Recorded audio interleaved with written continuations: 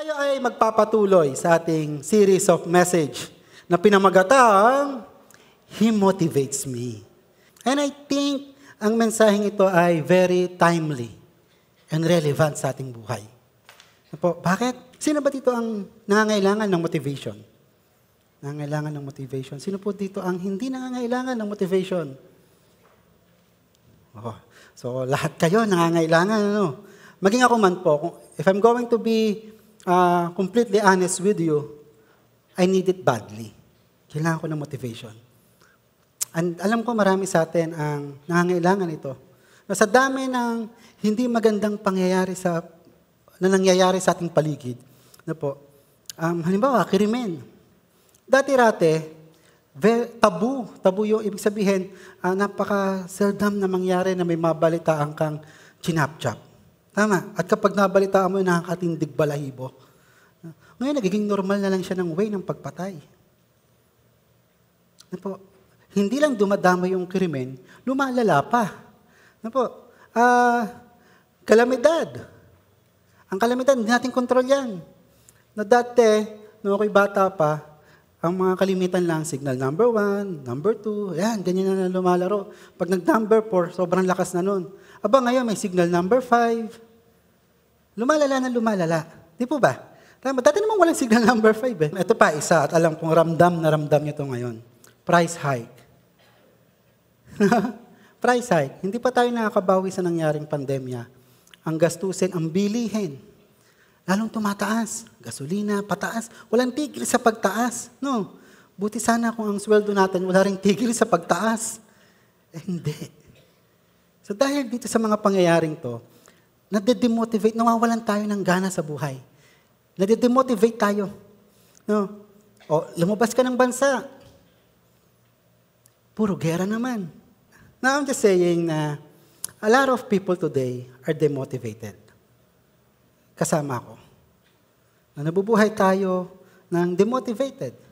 It's either wala ka ng ganang mabuhay o nabubuhay ka ng walang gana. Wala ka ng gana mabuhay, magka-problema lang, gusto nyo kagad magpakamatay. Gusto na kagad mang-iwan, maghiwalay tayo. Tapos, wala ka ng ganang mabuhay. Nabubuhay ka ng walang gana, nag-i-exist ka lang. Nag-i-exist lang tayo. Di ba? Nabubuhay. People living today is either living na nabubuhay sila ng walang gana mabuhay o kaya nabubuhay ng walang gana. Either way, it's not good. Ang makikita natin, kailangan natin ng motivation sa panahon ngayon. Nakikita natin niya sa social media. A lot of people today ay nagiging motivational speaker. Di ba dumadami? Dumadami ngayon ang motivational speaker sa YouTube. A lot of people, nagkakaroon niya ng kanya-kanyang gimmick kung paano i-motivate yung mga tao. Why? Kasi kita naman talaga na ang tao ay in desperately need of motivation. Kanya-kanya silang gimmick. Meron dyan spoken words poetry. At maraming kabataan ang nahook doon sa spoken words poetry. Yung kasi yung nagmamotivate sa kanila. Meron a simple act of kindness na video para ma-motivate nila yung mga taong gumawa ng mabuti. Sa tindi ng pangangailangan ng tao na siya ay ma-motivate, alam nyo ba na Ultimo Rice ay nagkaroon ng motivational rice? Alam nyo ba yon? Nagpapanggap ang hindi alam. Sa tindi ng pangangailangan sa motivation, kung gano'n na kailangan pala natin ng motivation, ano ba itong motivation na to? So, hayaan nyo i-illustrate ko sa inyo kung ano ba itong motivation na to. Tutulungan ako dito ng kumpare ko, si Kenneth. Yan. So, si Kenneth ay may hawak na lobo. Ako ay may lobo. 4 yan. Ngayon, sa 4 na lobo na yan, 2 dyan ay lumilipad, 2 ay hindi. Kanan o kaliwa? Alin ang lumilipad? Nasa kanan o nasa kaliwa? Sino nagsasabing nasa kanan? Taas ang kanang kamay. Sino nagsasabing nasa kaliwa? Sino nagsasabing walang pakialam? So, tingnan natin. Parang Kenneth, alin ba ang lumilipad? Nasa kanan o nasa kaliwa? 1, 2, 3, go! Nasa kaliwa. Alam niyo po, ang balon na yan, 4 na balon na yan, they are made up in the same materials. Tama? Gawa sila sa iisang materials. Puno sila ng hangin. Ang hangin nila ay galing sa iisang machine. Then, bakit merong lumilipad at bakit merong wala? Ano po? Same, ang sagot ay may? Asoge, helium. Same thing with us.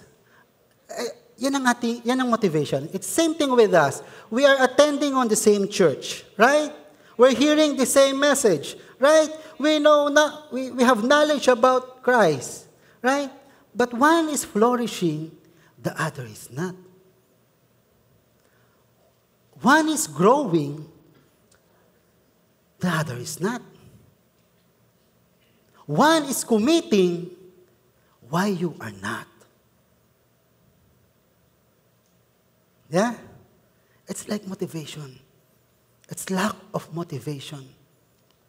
Para kang balloon. Punong-puno ka ng hangin, pero hindi ka nalipad.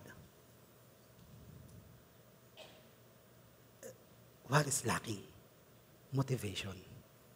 Ang motivation, ito ay parang gasolina yan sa iyong sasakyan or diesel sa iyong sasakyan. Kahit gaano kaganda, kahit gaano kamahal ng sasakyan mo, without it, hindi yan aandar. Same thing with us.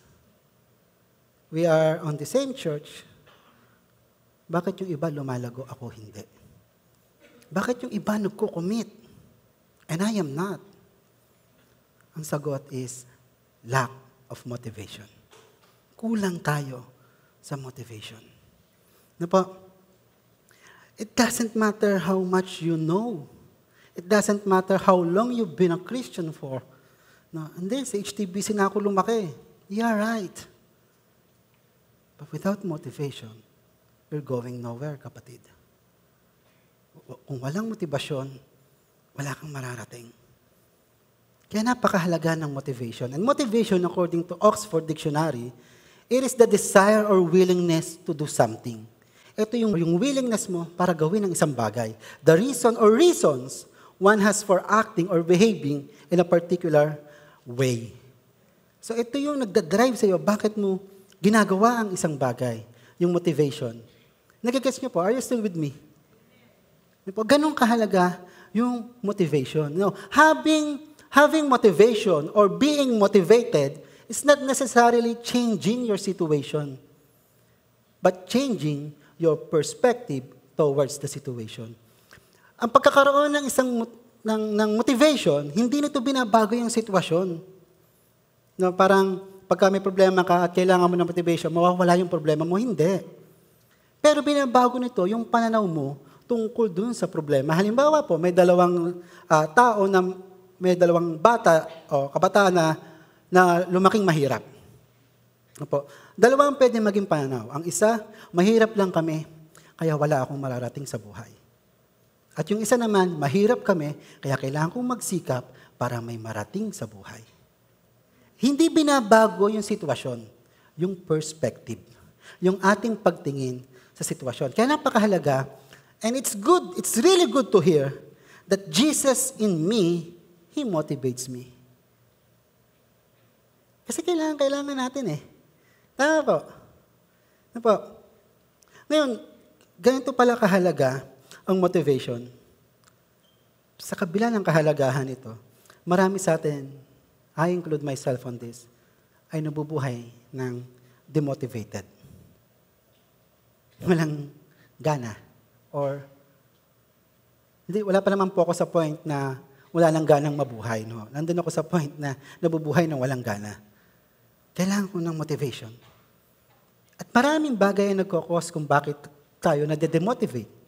At ito po ang ating titingnan ngayong araw na to. Ito'y 2 beses binanggit ng Panginoong Yesus sa John 14. Sabi diyan sa John 14, verse 1, sabi diyan, do not let your hearts be troubled.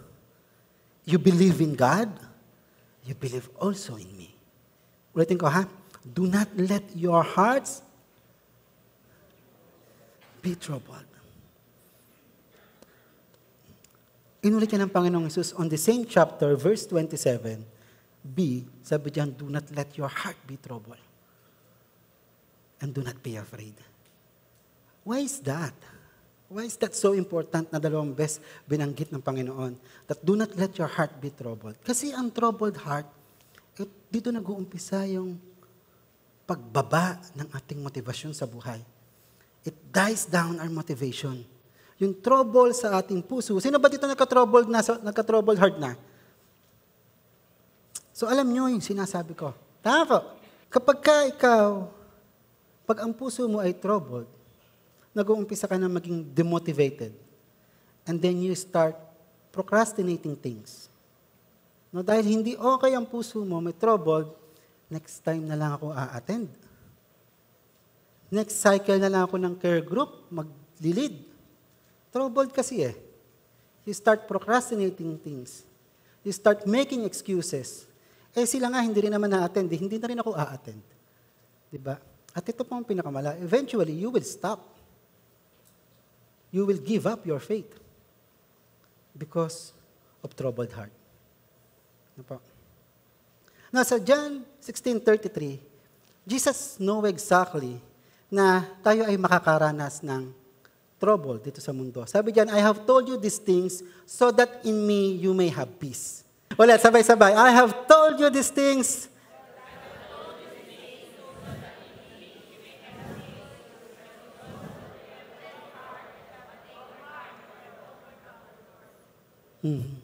Alam ng Panginoong Yesus na tayo ay magkakaroon ng trouble. Hindi niya sinabing kapag ikaw ay na-trouble, kasi kapag sinabing kapag, if, no, may chance na hindi. Pero ang sabi niya, you will have. Malinaw, you will have trouble. Alam ng Panginoong Yesus. And Jesus knew that we would experience a lot of troubles that will die our motivation down. Pero ang nais ng Panginoong Yesus, but take a heart. We keep on. Sabihin niyo nga po yun, keep on. Magpapatuloy tayo. Magpapatuloy ka. Ang nais ng Panginoong Yesus, yung trouble, matik na yan eh. Andyan yan eh. But we keep on. Kaya ang title ng ating mensahe ngayon, He motivates me to keep on. To keep on saan? Mula dun sa mga trouble sa ating puso. Yan, ano ba itong mga troubles ng ating puso? Titingnan natin yan. At saan tayo gusto ng Diyos, ng Panginoong Yesus, na mag-keep on? So, titingnan muna natin, ano ba itong mga troubles sa ating puso? Unang-una, in lack. Kakulangan. Sabihin niyo nga po yung kakulangan. Ayan. Our life is not perfect. Alam naman natin yun. Our life is not perfect. Whether you are a Christian or not, mayaman ka man o dukha, may pinag-aralan ka man o wala, no, ang buhay ay sadyang kulang. Pero alam niyo po, hindi talaga makukumpleto ang ating buhay. And wala itong kinalaman sa kayamanan. Sadyang kulang ang buhay. Sabi mo, pag nanalo ako sa loto, wala na akong hahanapin. Hindi ako sure. Sinabi mo na yan bago mo pakasalan ng asawa mo. Pag sinagot mo ako, wala na akong hahanapin. Di ba? Laging may kulang. And you know why? That is the very reason why we need God. Kasi kung kumpleto ka, baka hindi mo hanapin ang Diyos. Kung kumpleto tayo, baka hindi na tayo kumilala sa Diyos. Ano pang kakailanganin mo sa Diyos? Kumpleto ka. The reason why we're lacking is because we need God. Kulang tayo ng pananalapi, kulang tayo ng material na bagay, kulang tayo sa kakayanan, kulang tayo sa wisdom o kaalaman, kulang tayo sa makakasama sa buhay. Maaaring ang iba sa inyo dito ay naghahanap ng makakasama sa buhay. At yun ang kulang sa iyo, and it's legit. No? Legit yung kakulangan na yon. No, sa mga kakulangan natin yon, doon natin napapatunayan that God is our great provider. Na pa, siya ang nagpo-provide ng lahat. Sabi sa Matthew 6:32, sabi diyan, for the pagans run after all these things.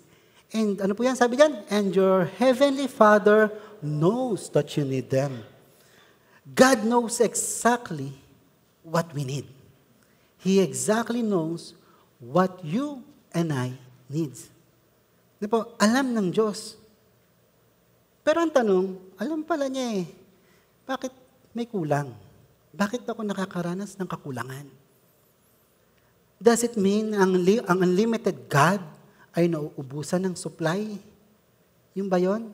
Kaya ba ako kulang dahil naubos ang supply ng Lord at nag-aantay pa ng delivery? No, yung ba yun? Limited ba ang supply ng Diyos? Na parang ang unfair, yung iba meron, ako wala.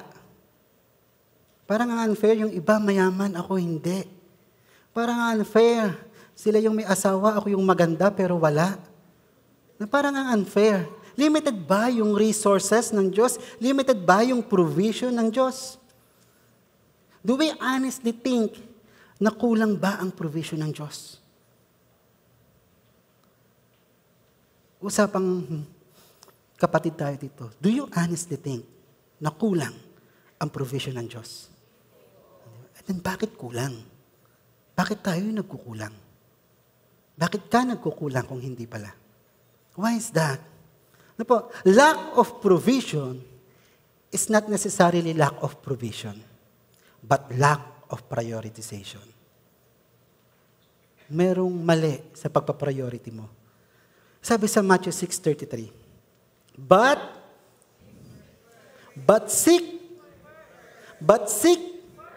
seek first His kingdom and His righteousness, and all these things will be given to you as well. Ang Panginoong Hesus mismo ang nagsabi niyan, seek first His kingdom. I bet all of us is seeking God. Kaya nga kayo nandito you seek God. And walang tanong doon, you seek God, kaya ka nandito. But the question is, do you seek God first? Do you seek Him first? When your heart is troubled, do we seek God first? Walang question na hinahanap mo ang Diyos. Pero hinahanap mo ba siya on top of your priority? Do you seek Him first? When you want something, gusto mo ng iPhone, gusto mo ng ganito, gusto mo ng laptop, kailangan ko yan sa pag-aaral. Bagong laptop, gusto ko iPad, gusto ko ng ganito. When you want something, gusto ko ng bagong shoes, do you pray for it? O add to cart? Shopee Pay later. Bahala na si Batman na magbayad. Nagkautang pa si Batman tuloy. Do you pray for it? O add to cart, malapit na ang 12:12. When you're in need of someone to love, yan. Kailangan i-address natin yan. Kulang yan Minsan naghahanap ka ng pagmamahal o ng mamahalin. Diba? Kulang yan When you're in need of someone to love, do you ask God? Lumalapit pa tayo sa Diyos? Ano po? O punta ka sa dating app at ipopost mo doon, I'm available, single, and ready to mingle.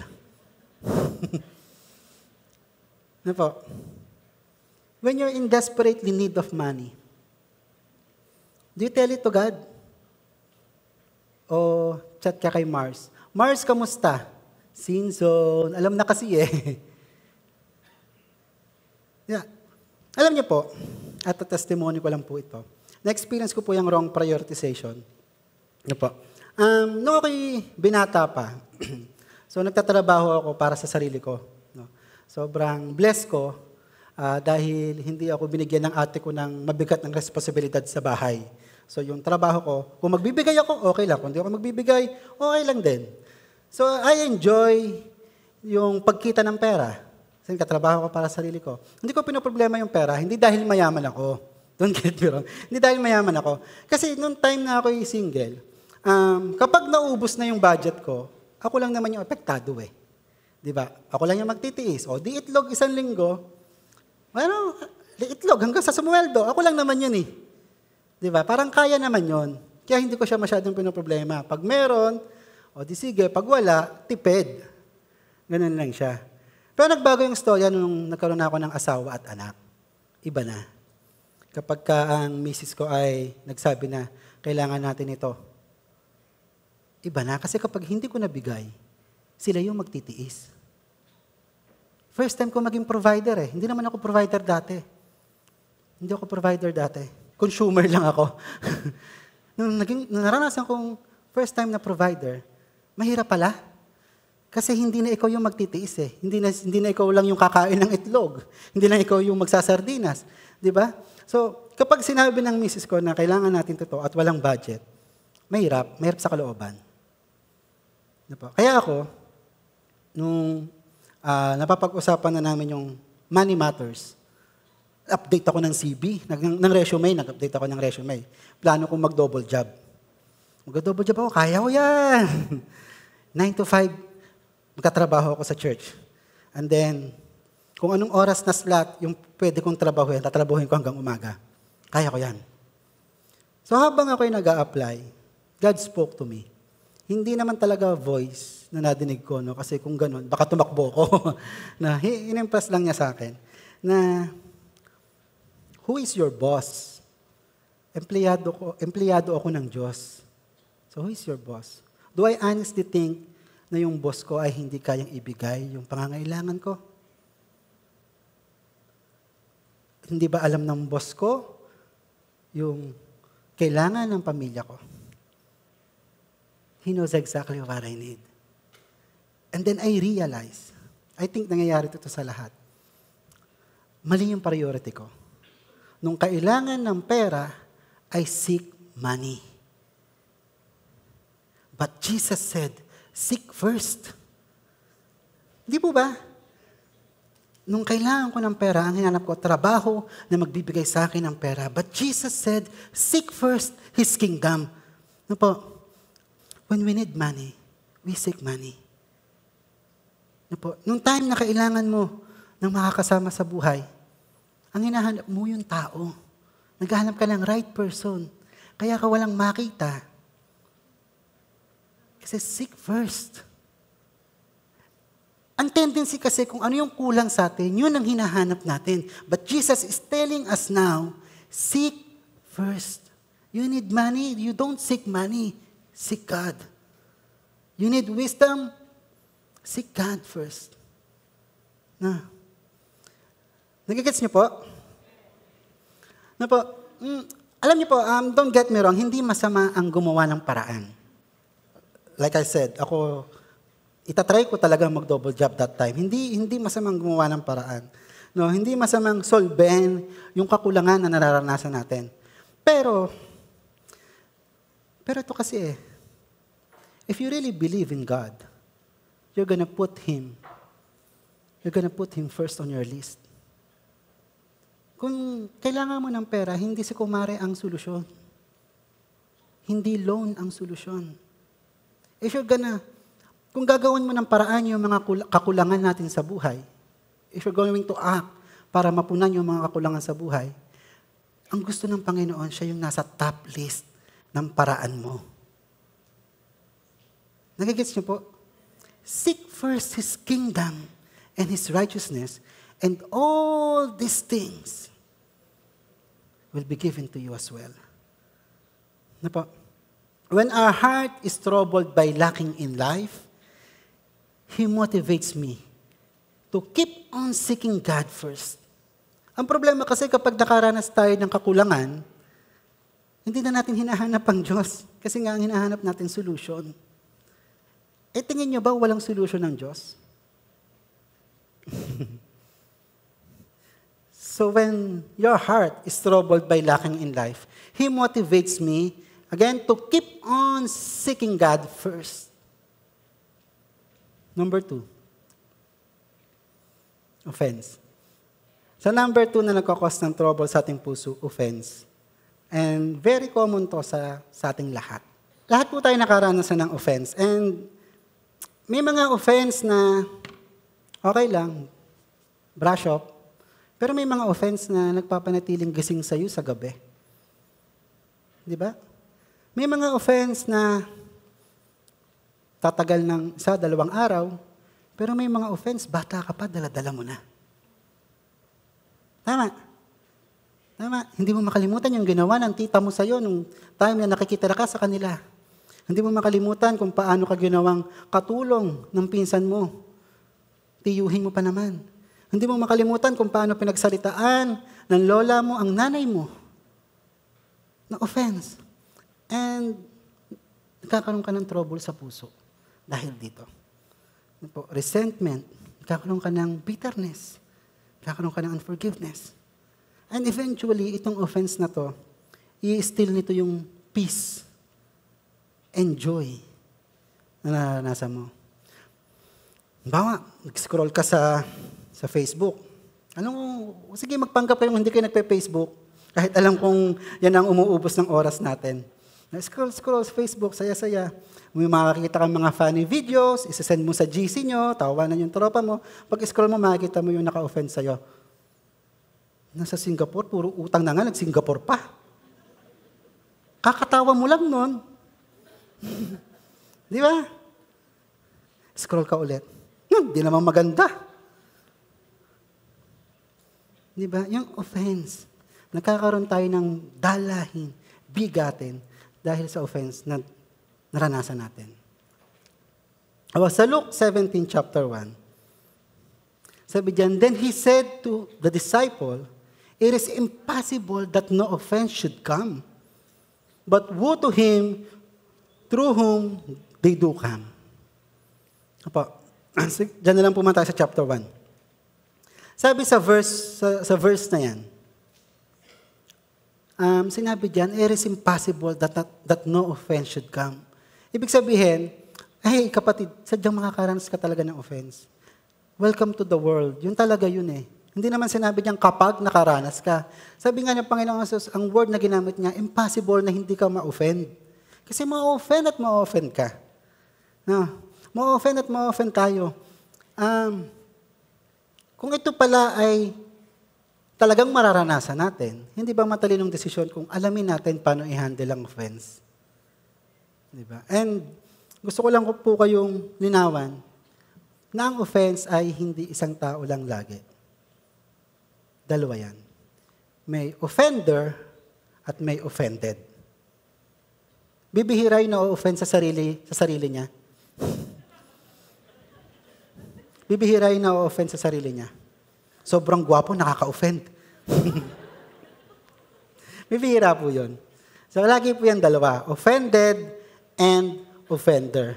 And, pag binasa po natin ng kompleto yung 1-4 na yan, sige po, basahin po natin. Then he said to his disciples, sige po.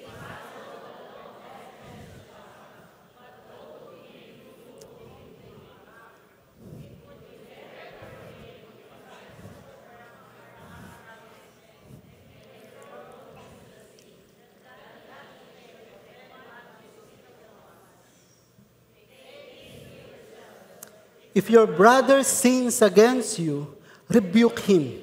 And if he repents, forgive him. And if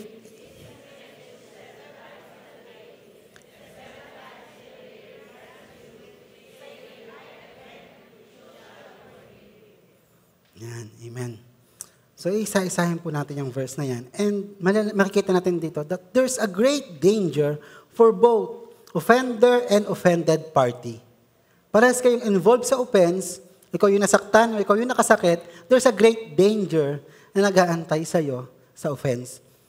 Tingnan natin yung offender. Sino po ba dito ang naka-offend na? Naka-offend na po? Yung mga hindi nagtaas ng kamay, play victim lagi, hindi nakaka-offend?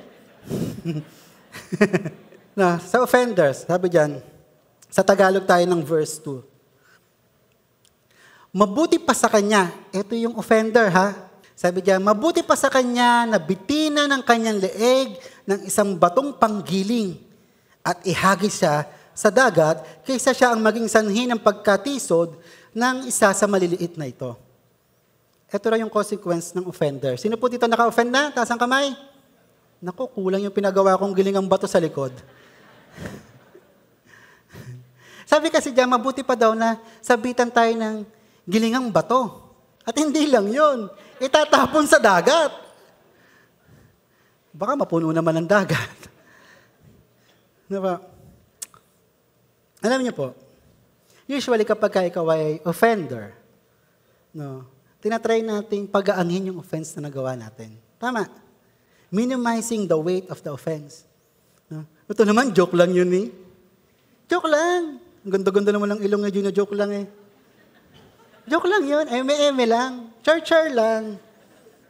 Di ba? Pinapagaanan natin. No? Tinatry nating maging defensive. Na-offend ka doon, para yun lang, ito naman. Yeah, pinapagaanan natin. Pinapagaan natin. No? Minsan, kasalanan pa ngayon ng offend. Kasalanan pa niya, sensitive ka kasi. Wow. Nasisi pa nga. Ikaw na yung nasaktan, ikaw pa nasisi. Kasalanan mo kasi sensitive ka eh. Para bagang as if walang karapatang masaktan yung tao. Ano po?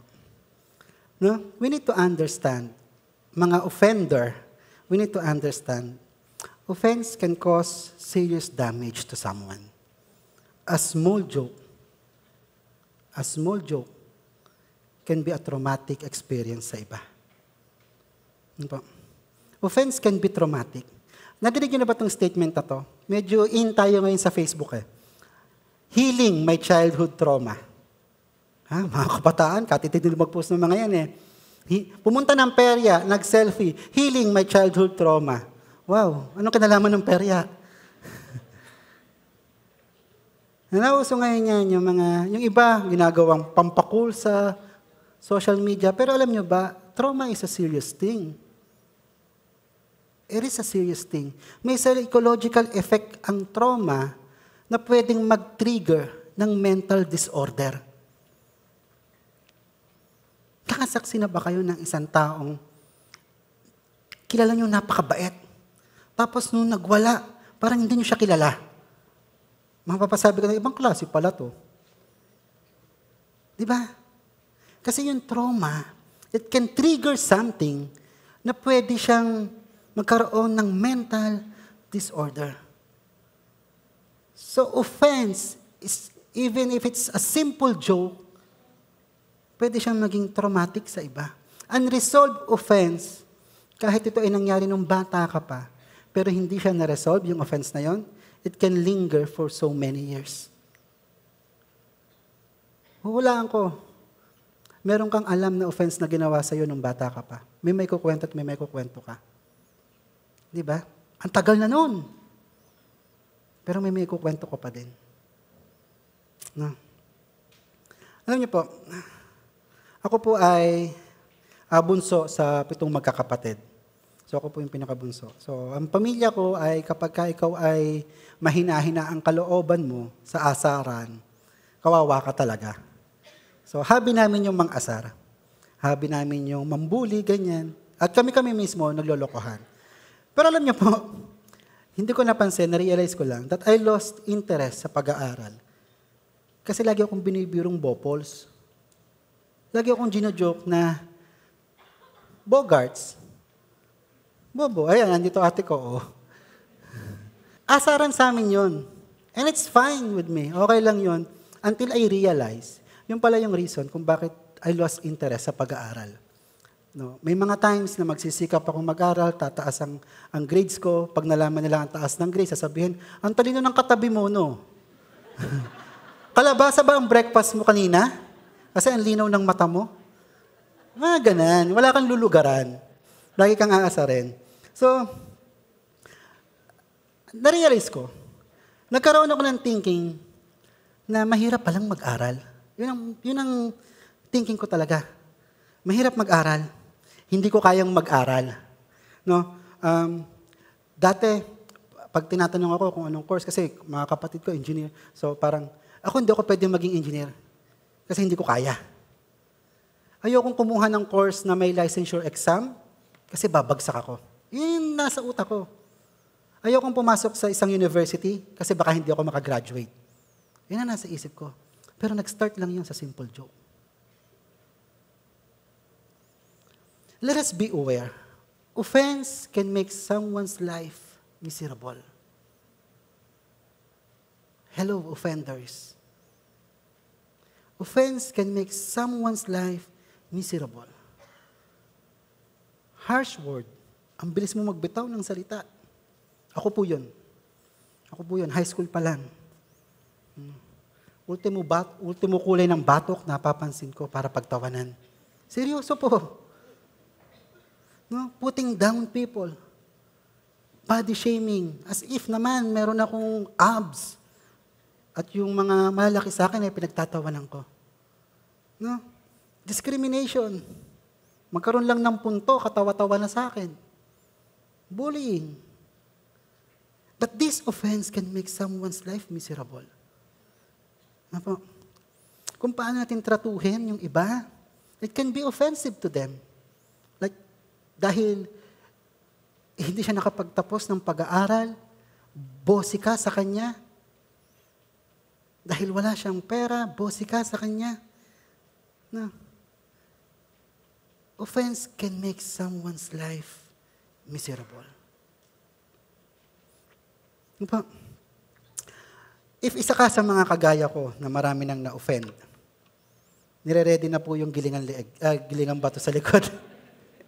Sabit na natin sa leeg. No, actually, isa lang naman po ang solution. You don't need to be defensive doon sa nagawa mo. If naka-offend ka, you don't need to be defensive. You just need to accept the fact na naka-offend ka, na nakasakit ka, and humble down. Sabi sa verse 3, take heed to yourself.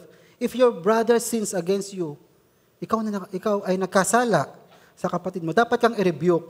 Ang sabi diyan, at kapag ikaw ay nag-repent, if he repents, anong solution? Anong sabi diyan? Tayo na naka-offend. If we ask for forgiveness, sabi diyan, forgive him. Yun lang naman. Pero kasi lumalala yung offense, kasi nga, ayaw mo mag-sorry. Ang reason mo, sensitive kasi siya, kaya ganun. Ang reason mo, joke-joke lang naman sineryoso. Pinapagaan natin, the only solution, if you are an offender, the only solution is just accept that you offended someone and say sorry. Say sorry. Baka kasi yung sorry mo, ang inaantay lang niya para magbago na yung buhay niya. No. Ayan naman. Kaya sa mga offender, imuni-muni nyo na kung sino yung mga taong kanino kayo magsosorry. Ganyan. Mukhang marami-rami yata yan. It's just humble down. Wala namang mawawala kung hindi pride. Just humble down and say sorry. Para naman sa mga offended na party, ito naman yung mga na-offend. Well, both parties naman na-experience natin. Sino ba dito na-offend na? O di ba, taas din kayo ng kamay. Sino naka-offend? O di ba, parehas na kamay din? Na-experience natin yan but there's great danger. Kung ikaw yung na-offend, it's okay na masaktan. Natural na mainis. No, wag mong i-invalidate yung nararamdaman mo na nasaktan ka. Wag mong sasabihin, okay lang. Sanay na ako. Wag mong sasabihin na, sanay na ako. Maliit na bagay. Wag. Kung na-offend ka, and it's okay. Kung nasaktan ka, and it's okay. Wag mong itago na ayos lang ako, sanay na naman ako. Victim. Wow, kakaawa naman. Wag mong itago, it's okay. It's okay na masaktan ka. It's okay na maging honest ka doon sa nararamdaman mo. But, beware of this.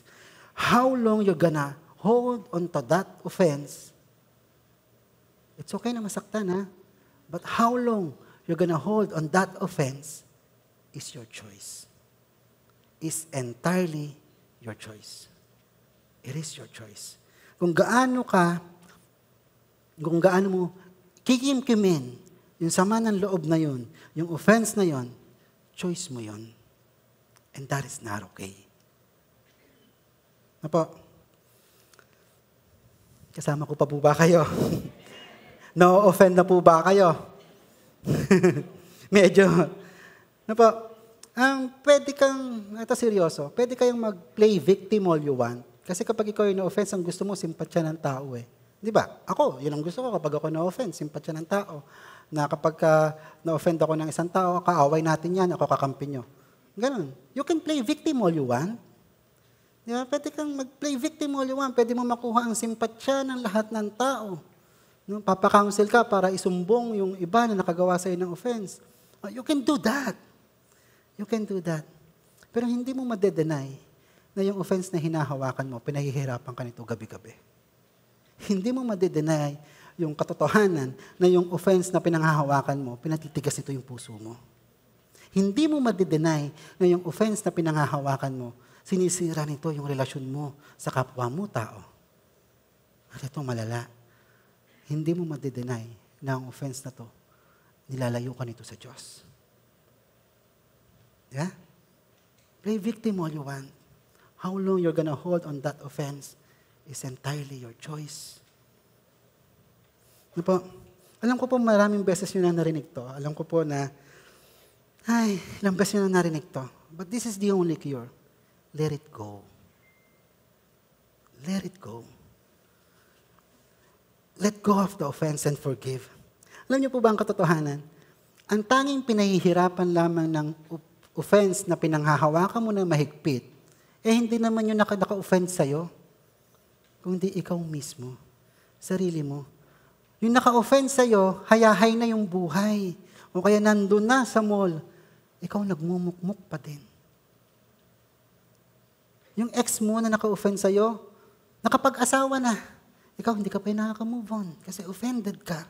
How long you're gonna hold on that offense is entirely your choice. Pwede mo siyang bitawan. Let it go and forgive and move on. Ano po?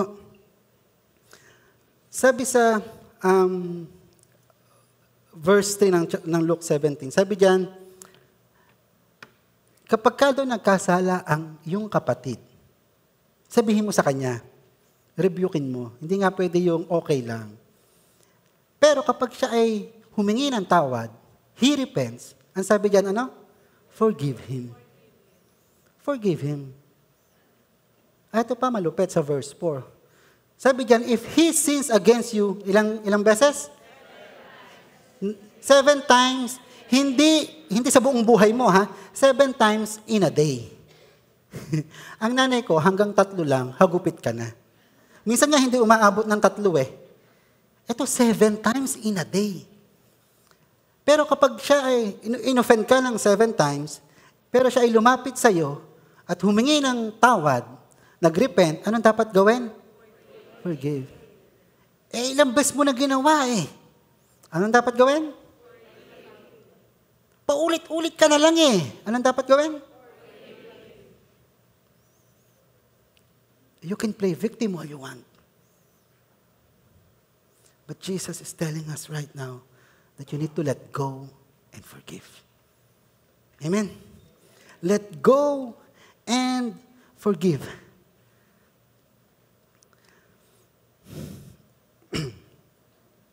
Alam mo, para sa kabutihan mo, kasi ang pinapahirapan lang talaga ng offense na to ay ikaw. For your own sake, learn from it and let go. From your own sake, heal from it and forgive. Di ba? Hayaan mo na. Baka nga yung kinakasamaan mo ng loob, patay na eh. Masama pa rin ang loob mo hanggang ngayon. Nangyayari po yan. Nangyayari po yan. Bigyan mo ng chance yung sarili mong gumaling. Kapatid, forgive. I-forgive mo. Allow yourself to experience healing. Let it go. Ano po? Sabi sa 2 Corinthians 5:18, God has done all this. He has restored our relationship with Him through Christ and has given us this ministry of restoring relationship. Wow, may ministry palang ganun. Akala ko worship team lang. Both offender and offended has this responsibility to restore relationships. Both offender and offended, meron tayong responsibility na i-restore yung ating relationship sa isa't isa. No, relationship is what matters to God. No, ito po yung nagmamatter sa Diyos, yung ating relationship sa Kanya at yung relationship natin sa isa't isa. Tingnan niyo po. Through Jesus Christ, yung pagkamatay ng Panginoong Yesus, yung ating relasyon sa Diyos ay na-restore. Tama po, kasi mahalaga sa Kanya yung relasyon. Kung hindi mahalaga sa Kanya yung relasyon, bakit pa namatay si Kristo sa krus? Hindi po ba? Tama po ba ako? Di ba? Ngayon, ang point ay, kung i-allow natin na ang ating mga relasyon ay winawasak ng offense, nandito ka every Sunday, ha? Ang ating relasyon sa kapwa nating Kristiyano, sa ating pamilya, ay winawasak ng offense. No? At pinababayaan mo lang siyang masira because you are offended. I think it's a big proof na hindi mahalaga sa iyo ang pinapahalagahan ng Diyos. Kung pababayaan mong sira at wasak ang relasyon mo sa iba, I think hindi mo naunawaan kung bakit namatay si Kristo sa cross. Kung pababayaan nating magkakaroon tayo ng galit sa isa't isa, Cold War, silent treatment, at hinahayaan natin ang ating relasyon ay distant sa iba, I think malaking proof yun na hindi mo pinapahalagahan ang mahalaga sa Diyos. Jesus died on the cross para sa ating relasyon. At inaalaw natin itong masira because of offense. Dahil hindi mo kayang mag-say, hindi mo kayang mag-sorry, hahayaan mo na lang masira. Dahil hindi mo kayang magpatawad, hahayaan mo na lang masira. But Jesus died on the cross para ma-restore ang relationship. So if you will still allow offense to destroy your relationship, think again. Kasi mahalaga sa Diyos ang relasyon mo. Relasyon mo sa Kanya at relasyon mo sa kapwa mo. Amen? Amen.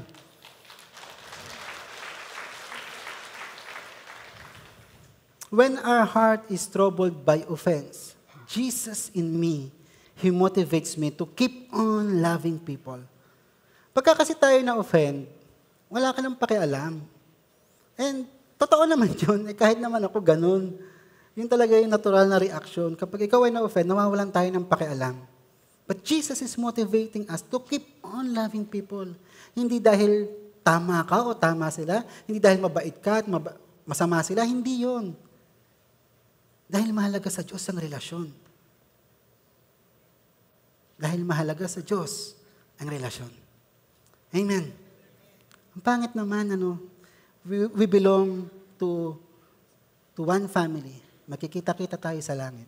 At may tampuhan pa din. Ang pangit naman na magkakasama tayo sa eternal. Hindi kayo magkikibuan. Eternal yun. Diba? I think it's about time na i-consider natin ang pagyapos natin sa offense. Kahit gaano ka pa nasaktan, I think you need to let it go and forgive. Kahit gaano ka pa nito nasira, I think you need to let it go. I think you need to let it go and forgive. Amen. Are you still with me? Amen. Kasi mahalaga sa Diyos ang taong naka-offend sa'yo. Gaya mo, mahalaga ka rin sa Diyos. Amen. Pangatlo, guilt. What troubles our heart? Guilt. Sino dito walang guilt? Sino dito walang guilt? Sino dito may guilty sa kasalanan? Taas ng kamay. I think lahat naman tayo dumating na sa buhay at saka meron po tayong mga ginawa in the past na sobrang nakakapagsisi. Tama po? No, kahit nagaano ka pa ka-edukado, kayaman, lumaki ka sa disenteng pamilya, meron kang nagawa na pinagsisisihan mo hanggang ngayon. Tama po? And it's a serious matter na hanggang ngayon dala-dala mo siya. Kasi sobrang bigat. Ang tawag nga natin dito ay skeleton in the closet. Ayaw mong malaman nila. Kasi itong ginawa mo could define who you are. Thinking mo. Ano po? Kaya tayo ay nagkakaroon ng trouble sa puso. dahil doon sa ating ginawa na patuloy natin naaalala. Kahit na gaano ka pang umiyak, maglumuhod, no, meron pa rin guilt na nararanasan. And if this is a war, alam niyo po, guilt is one big enemy ng Kristiyano. No? Ang guilt ay isa sa mga malalaking kaaway ng Kristiyano. You know why? Kasi it can kill your joy. It can kill your peace. Sinisira nito yung loob mo in pursuing something. Na po kung ang guilt ay ihahalin tulad natin sa chain, chain, tanikala. No, di ba ang tanikala kasi limit yan di ba? Parang 500 meters lang. No? So kapag ikaw itanalian ng 500 meters, hanggang doon ka lang sa 500 meters. Tama po. No, pero ang guilt, it's a different kind of chain. Kahit gaano ka pa makalayo, hihilahin ka nito pabalik sa iyong dating buhay. Kahit na, hallelujah, amen ka dito, yes, praise God, yay. Pag umatake ang guilt, hihilahin ka nito pabalik. Marami na akong kabataang nakakausap. The reason they stop attending church is because of guilt. Hindi naman ako nagbabago. Naranasan niyo ba yun? O baka ako lang nakaranasan. Nagpe-praise and worship ka dito, iyak ka na sa Panginoon, biglang may bubulong sa'yo, naalala mo, ginawa mo to. Hindi yung katabi mo, ha? I mean, biglang ipapaalala sa'yo na, naalala mo, ginawa mo to. Are you still worthy enough to worship God? Ginawa mo to? Lahat tayo ay may ganyan. Skeleton in the closet na gumigiyagis ng ating puso. Na po? And it doesn't matter kung gaano ka nakatagal o gaano nakatagal nangyari o gaano nakatagal mo ginawa yon. Yung guilt, it keeps hunting you and destroying everything you're trying to build. Kapag ang guilt ay hindi natin natutunan kung paano i-deal, dinidestroy nito yung tinatry natin i-build. Career, family, ministry, nakakalungkot, even your life. Kapag na-drive ka ng guilt, you're destroying your life. Ano po? Meron kasi tayong thinking, or meron tayong practices na ginagawa in dealing guilt. No? At ito ay yung common mistake in dealing guilt. Unang-una, tinatago natin. Ay, syempre naman. Kaya nga yung skeleton in the closet, dapat nakatago yan. Di ba? Sino ba dito ang proud na sasabihin kung ano yung karumal-dumal na kasalanan na kanyang ginawa? No? Kalimitan kapag ikaw ay guilt, itinatago mo yan. Even Adam and Eve, nung sila nagkasala sa Diyos, anong ginawa nila? Nagtago. Hinanap sila ng Diyos, Adam, asan ka? Yun lang yung kaibahan, hindi natin nadidilig yung boses ng Diyos na hinahanap tayo. Pero tinatago natin. Tama po. Di ba? Ayaw mo na malalaman nila. No, ina-avoid mo. No, kapag papunta ang topic doon sa kasalanan ginawa mo, magbubrotak ka ng panibagong topic. Ina-avoid mo. Huwag natin pag-usapan yan. Ina-avoid mo. No? Dinideny mo hanggat maaari, hanggat kaya. No? You're trying to live na parang hindi mo ginawa yung kasalanan yan. But this is the common mistake in dealing with guilt. Pero meron tamang paraan kung paano natin isosolve yung guilt na nararamdaman natin sa puso. There's a right way kung paano natin masosolve yung guilt sa ating puso. At yan ay nasa Proverbs 28:13. Sabi diyan, he who covers his sins will not prosper. But whoever confesses and forsake them will have mercy. The right way to deal guilt is through confession. Hindi mo kailangan ipagsigawan. Kukuha ka ng mic, Kuya Bob, ganito ginawa ko. Hindi ganun. Hindi mo kailangan ipagsigawan. Pero pwede mong i-confess sa Diyos. Pwede mong i-confess sa Diyos and you will find mercy. Sabi sa 1 John 1:9, sabi diyan, God is faithful and what? And reliable. If we confess our sins, He forgives them and what? Cleanses us from everything we've done wrong. Amen. Hindi, Stop hiding. Stop avoiding and denying it. Confess it to God. Because God is faithful and reliable. Kapag sinabi niyo sa akin yan, pwede ko kayong pagtawanan at husgahan. Pero pag sinabi niyo yan sa Diyos, He is faithful and reliable. Anong maaasahan natin? He will forgive and cleanse us. You will be forgiven. Yung guilt na dinadala mo, taon na. Wala ka pang anak, daladala mo na yan. 7 na anak mo ngayon, daladala mo pa rin yan. No? The only solution is to confess it to God. And God will forgive you and cleanse you from everything you've done wrong. Ayaw nyo ba nun? Ayaw nyo ba nun? Kung ikaw ay sa papel ay puro sulat, madumi, magiging ganito ka. Clean. Amen. The only way to face guilt is to confess it to God. Makakaasa tayo na ang Diyos, patatawarin niya tayo. So, when our heart is troubled by guilt, keep on coming to God. Baliktad kasi Kapag tayo ay guilty, lumalayo tayo. Tama. Kapag ikaw ay guilty sa kasalanan, next week na lang ako a-attend. As if yung pagpapaliban mo, makakalimutan ng Diyos. Or as if yung pagpapaliban mo ay binubura nito yung maling ginawa mo. Hindi. No? When our heart is troubled by guilt, Jesus motivates us to keep on coming to God. Patuloy kang lumapit. Patuloy kang lumapit. Patuloy tayong lumapit. Sabi sa Isaiah 1:18, sabi diyan, halik kayo at magliwanagan tayo. Gaano man karami ang iyong kasalanan, handa akong ipatawad ang kakaunti.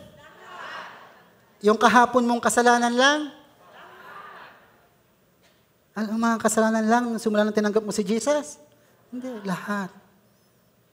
Kahit yung mga kasalanan hindi mo alam na kasalanan, patatawarin ng Panginoon. Halik kayo at magliwanagan tayo. Gaano man karami ang inyong kasalanan, handa akong ipatawad ang lahat ng yan.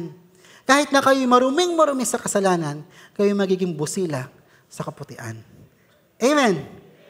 Ito po yan, ang Diyos ay handang magpatawad. Lamang, handa ka bang tumanggap ng kapatawaran? Baka kasi hindi.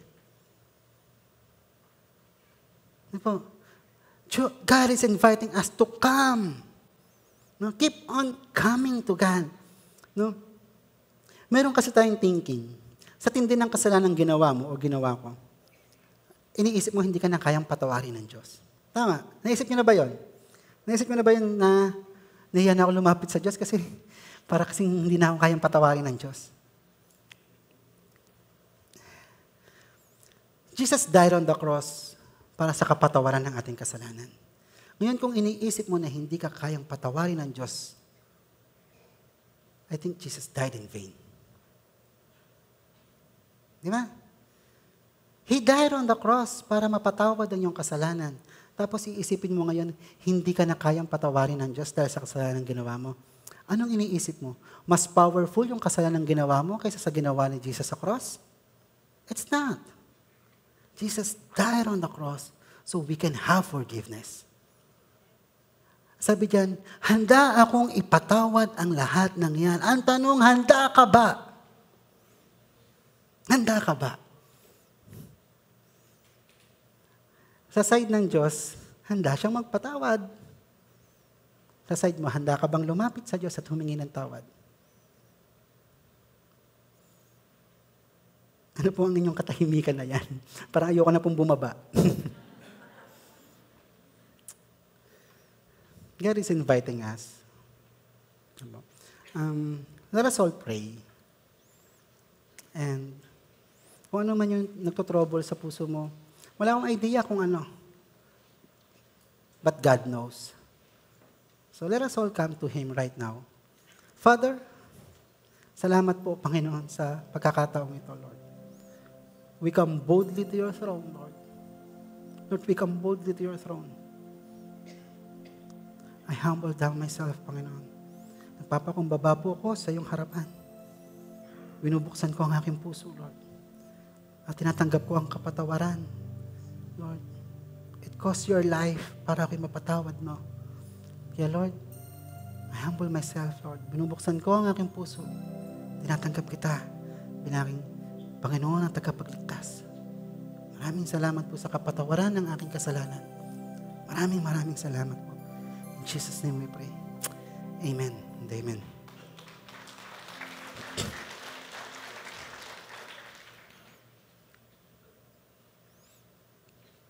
Number 4 po, uncertainties. Isa sa mga gumugulo sa ating mga puso ay yung walang kasiguruhan. Walang kasiguruhan. No? Hindi mo alam kung anong pwedeng mangyari sa'yo. Ang totoo niyan, isa lang naman ang sigurado sa bukas. Isa lang ang sigurado sa bukas. Wala itong kasiguruhan. Hindi mo nga alam kung darating to eh. Di ba? Hindi mo nga alam kung meron ka pang next week para makinig ulit ng message. No? Sasabihin mo, ngayon ako matutulog, next week na lang ako makikinig. Hindi mo alam kung may next week ka pa.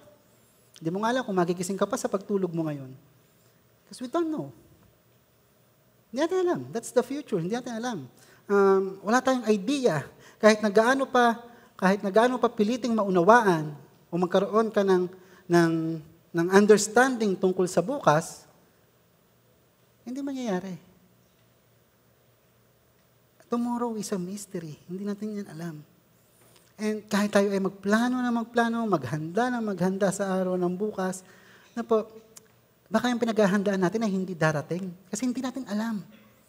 Na po, don't get me wrong. Hindi masama magplano. No? Baka naman sabihin niyo hindi na ako magpaplano. Baka mamaya matanggal hindi na ako mag-ano kasi hindi naman natin alam kung darating eh. Hindi po yun. Pero kung nagkokosto ng kabalisaan sa'yo, if you're starting to worry about tomorrow, then it's not good. It's okay to plan. Pero kung nag-overthink ka na, then it's not good. It's okay to plan. Pero kung hindi ka na makapag-desisyon dahil ang wino-worry mo ay yung bukas, then it's not good. We don't know what's going to happen tomorrow. Hindi natin alam kung yung katabi natin ay katabi pa natin next week. Hindi natin alam. Ano po? Saka na lang ako mag-church. Papalaki pa kasi ako ng anak. Who knows kung lalaki pa yung anak? We don't know tomorrow. Sabi sa Matthew 6:34, sabi diyan, therefore do not worry about tomorrow. For tomorrow will worry about itself. Each day has enough trouble of its own. Alam po, hindi diyan sinabi, kaya it's okay to plan eh. Hindi naman diyan kasi sinabing, do not plan for tomorrow. But do not worry about tomorrow. Do not worry. Kasi wala naman tayong magagawa eh. Di ba? Wala tayong magagawa. Dahil hindi talaga natin alam yan. Yung tipong mag-overthink ka na, kaka-figure out what's going to happen, nagkakaroon ka ng kabalisaan sa iyong puso. Nagkakaroon ka ng kabalisaan sa puso. Alam niyo po, sa akin lang naman po to, hindi to doktrina. Ang tingin ko kung bakit hindi natin alam kung ano mangyayari bukas, so we can come to God. Kasi kung alam mo yung mangyayari bukas, I think wala ka dito. Kung malinaw sa atin yung mangyayari, kung nakikita natin yung future, I think hindi ka lalapit sa Diyos. Sa Proverbs 3 verse 5 to 6, sabi diyan, trust in the Lord with all your heart and lean not on your own understanding. In all your ways acknowledge Him and He shall direct your path. Sabi diyan sa first word, trust in the Lord with all your heart and lean not on your own understanding. Trust in the Lord with all your heart. Lean not on your own understanding. No? Figure out mo yung future para maunawaan mo siya. Sabi diyan, lean not on your own understanding, but trust in the Lord. Trust in the Lord with all your heart. Lean not on your own understanding. Amen. Ano po? Hindi natin kailangang i-figure out kung ano mangyayari sa future. Pero, pwede nating ipagkatiwala sa Diyos ang bukas. Dumating man ito o hindi, nagtiwala ka sa Diyos. Maganap man yung plano mo o hindi, nagtiwala ka sa Diyos. No? Hindi natin kailangan maunawaan kung ano mangyayari bukas. Pero pwede mo siyang ipagkatiwala sa Diyos. No po? When our heart is troubled by uncertainty in life, Jesus is motivating us to keep on trusting God's plan. Sa Jeremiah 29:11, sabi niya, "For I know the thoughts that I think toward you, says the Lord, thoughts of peace and not of evil." Sabi niya, to give you a future and a hope. Peace and not evil. To give you a future and a hope. Ito yung thought ng God sa future mo. A hopeful and a peaceful future. Now, ano ang iniisip mo tungkol sa future mo? What are your thoughts about your future? If this is the thoughts of God for your future, what are your thoughts about your future? Maging successful ka? And it's not bad. Ako, gusto ko maging successful. And I think, gusto ng Diyos na mag-succeed tayo sa buhay. Pero at what expense? No, kung yung ating success, kasi yung definition ng success, it makes the difference. You know, baka ang success sa'yo is acquiring a lot of things. No? Kung ang success na iniisip mo ay maglalayo sa iyo sa plano ng Diyos para sa iyo, then don't pursue it. Remember this, God's plan is always better than ours. Ito ang plano ko sa anak ko, kahit magulang ka. God's plan is always better than ours. Amen? Alam niyo po, sa mga troubled natin sa puso, no,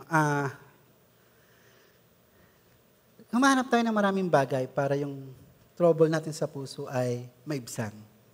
Di ba? Ang Pilipino, magaling sa ganyan eh. Dito lang tayo makakakita ng hirap na, nagbibidyo okay, nagiinuman pa. Kasi troubled yung puso nila. And I cannot blame them. Yun yung nakakapagpagangan sa kalooban nila. No? Maring sobrang hirap na talaga sila. Okay, ang gusto lang nila ay escape. A time na hindi ko maramdaman yung kabigatan. Di ba? And a lot of times gumagawa tayo ng mga paraan para yung trouble natin sa puso ay maibsan. No, maibsan. Netflix, movies, teleserye. No. Pero alam niyo po, isa lang naman talaga ang solution sa troubled heart. It's just a matter of belief.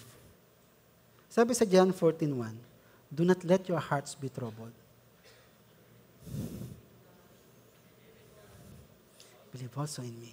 Sabi diyan, you believe in God.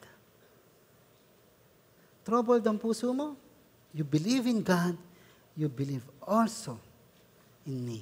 Now, yung believe diyan ay hindi lang yan yung naniniwala ka sa Diyos. Kasi naniniwala ka rin naman sa multo. Marami kang paniniwalaan na kakaiba. So, hindi yan basta paniniwala. Yung believe na sinasabi diyan, ito ay pistis. Ibig sabihin, more than just intellectual knowledge, but putting your trust on Him. So, sinabi ni Jesus, do not let your hearts be troubled. Trust God and trust me. Put your trust in God. Ang troubled heart, kaya tayo mayroong trouble sa ating puso, ito ay issue kung saan mo nilalagak ang iyong tiwala. Troubled heart is an issue of trust. Kanino ka ba nagtitiwala? Sa kakulangan Kanino ka nagtitiwala? Sa offense? Saan ka nagtitiwala? Sa guilt? Sa uncertainty? Ano po? Sabi ni Jesus, do not let your hearts be troubled. Believe in God and believe also in me. Thank you, Lord, O God. Father, marami pong salamat sa iyong salita, Lord. I pray, O God, that you reveal more of yourself, Panginoon, sa mga kapatid ko na naririto, Panginoon. I pray, Lord, na kumilos ka, Lord, sa buhay ng bawat isa na naririto, Panginoon. I pray, Father, that, Lord, let the faith of your people arise sa mga oras na to, Lord. Let the faith of your people arise, O God, in the name of Jesus. Maaaring nasa sitwasyon na kami ng pagdududa. Nasa sitwasyon na kami, Lord, na hindi na kami naniniwala sa iyo sa dami ng aming dinanas, Lord. But, Lord, not today, Lord, not this morning. Lord, I pray, O God, that you, Lord, let the faith of these people, our faith, O God, arise. Oh, Lord Jesus, I pray, Holy Spirit, that you move in this place, O God, as we sing this song. Believe in God. Kapatid, as we sing this song, believe in God. Put your trust back to God. In Jesus' name. You are so faithful, O God. You are so faithful. Lord, kahit kami ay faithless, Lord, you remain faithful, O God. Thank you for your faithfulness, O God. Lord, naririto ang iyong mga anak, Lord. Naririto ang iyong mga anak. They're longing for you, O God. And I pray, O God, let faith arise, O God, among your people, Lord Jesus. Lord, let the faith of this generation arise in the mighty name of Jesus, Lord. Arise, Lord, above all the struggles, Lord. Above all the troubles, Lord, we are in, Panginoon. Above all the testings, Lord God, na na-experience namin. Let the faith of this generation arise, Lord, above all the enemy's trick, Panginoon. And I pray, oh God, I pray, Father, that you bless them, Lord. Bless them, Lord. These are your people, Lord. Oh God, these are your people. Bless them, oh Lord Jesus. Oh Lord, bless them. I speak for blessing, Lord. Open up your heart, kapatid. Lord, blessing, I pray in the name of Jesus. You know them, Lord. Meron nangangailangan sa amin, Lord God, ng healing emotionally. Let it flow in the name of Jesus. Meron sa amin nag-aasam ng healing physically, Lord. And the power of your name, I declare healing in Jesus' name. Lord, marami sa amin, Lord God, ang nangangailangan ng revival. In the name of Jesus, I speak for revival. In Jesus' name. Lord, marami sa amin nangangailangan, Lord God, ng provision mo, Lord. Lord, kami mga anak mo, Panginoon. Kapag sa ibang tao kami lumapit, Lord, ang napapahiya ang pangalan mo. Kaya I pray, O God, Lord, provide the needs of my brethren here, O God. Lord, i-provide mo ang kanilang pangangailangan in the name of Jesus, O God. Lord, imit mo po, Panginoon, ang needs ng bawat kapatid ko na naririto. Oh God, thank you, Lord Jesus. And now may the Lord God bless you. Oh, and keep you. Jesus' name. And may His face so shine upon each and every one of you. And keep you peace. In the name of the Father, and of the Son, and of the Holy Spirit, receive the blessing of God. In Jesus' mighty name we pray. Amen and amen.